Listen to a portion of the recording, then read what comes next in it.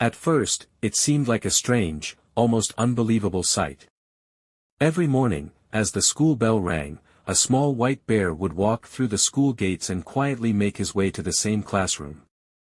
The students were used to seeing stray animals in town, but this was different.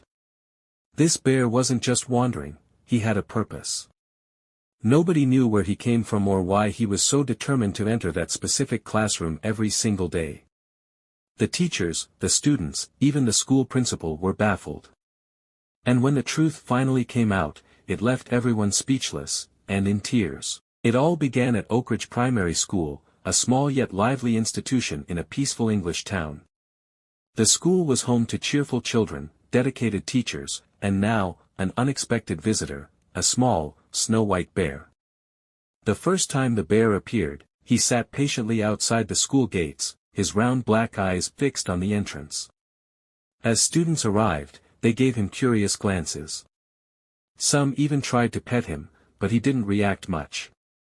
He simply waited. Then, as the first period bell rang, something unusual happened.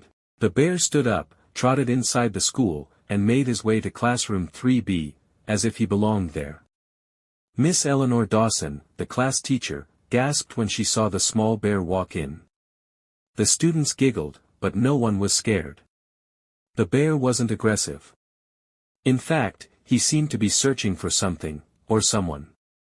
Who does this little guy belong to? Miss Dawson wondered out loud. But no one had an answer. The bear sat beside an empty desk in the second row and stayed there quietly, his ears perked up as if waiting for a familiar sound. The class continued, but Miss Dawson couldn't shake the feeling that something was off. The next morning, the same thing happened. The bear arrived at the school gate, waited for the bell, and walked straight to classroom 3B. He sat in the same spot, beside the same empty desk. By the third day, the entire school was talking about the little white bear. Some students named him Snowy, while others called him Bear. Even the principal, Mr. Richard Holden, was intrigued. "This is highly unusual," he told Miss Dawson. "We need to find out where this bear came from and why he keeps returning." Posters were put up around town, asking if anyone had lost a pet bear. But no one came forward. And so, the bear continued his daily routine, arriving every morning, sitting beside the empty desk, and leaving when the last bell rang. But why? One rainy afternoon, as the bear sat quietly by the desk, Miss Dawson finally noticed something, a name engraved on the wooden surface of the desk. It read, Ethan Carter. Her heart sank. Ethan Carter was a boy from her class. But Ethan hadn't been to school for weeks. Miss Dawson's hands trembled as she dialed a number she hadn't called in a long time. After a few rings, a weak voice answered. "Hello. Mrs. Carter, this is Miss Dawson. I wanted to ask about Ethan. Is he all right?" There was a pause.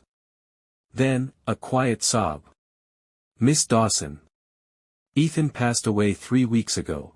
The words hit like a thunderbolt. Miss Dawson felt her throat tighten. She turned to look at the bear, still sitting loyally beside Ethan's empty desk. "Mrs. Carter, do you own a white bear?" Another silence. Then, Mrs. Carter whispered, "Yes. His name is Bear. He was Ethan's best friend. More than just a pet, Ethan and Bear had been inseparable.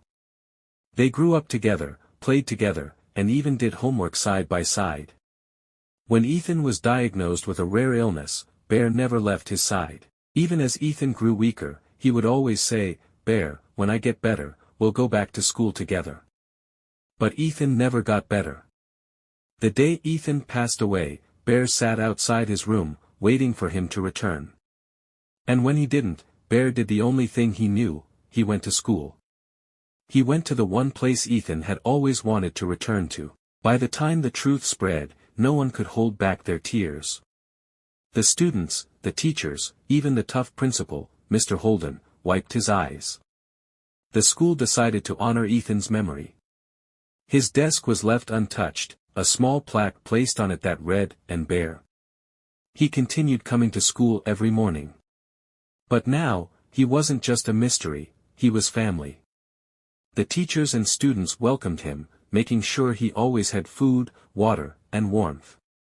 As time passed, Bear's visits became less frequent, but he never truly stopped coming. It was as if a part of Ethan still remained in that classroom, and Bear, in his own silent way, was keeping his promise. One winter morning, just as the first snowflakes fell, Bear came to school one last time. He walked to classroom 3B, sat beside Ethan's desk, and stayed there until the final bell rang. That evening, Bear returned home, to the Carter family, who now saw him as a piece of Ethan's spirit. He had finally said goodbye. Even today, Ethan's story is told at Oak Ridge Primary, not just as a tale of loss, but as a lesson in love, loyalty, and the unbreakable bond between a boy and his bear. And whenever the first snow falls, the students say, maybe Bear is visiting Ethan again. This heartwarming story reminds us all of the deep, unspoken bonds between humans and animals. If this story touched your heart, share it with others, because sometimes, love is expressed in the most unexpected ways. Red Heart, would you have done the same for Bear? Tell us in the comments below.